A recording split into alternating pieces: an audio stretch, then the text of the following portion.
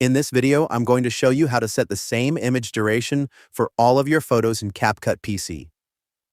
Launch your CapCut Video Editor app. Create a new project by clicking on Create Project. In the top left corner, click on the menu. From the drop-down menu, click on Settings. Click on Edits. Change the value of image duration from frames to seconds. This means your image duration will be calculated by seconds from now on. In the left text box, enter the value you need. Let's enter 2, for example. Remember that the value you add here will be converted to seconds. That means my image duration is 2 seconds. Now let's import some images. You can drag them to the timeline all at once.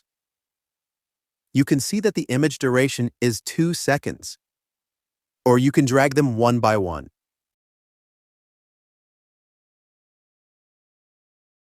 The image duration is still 2 seconds.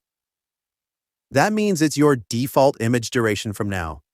Feel free to reach out if you encounter any issues during the process.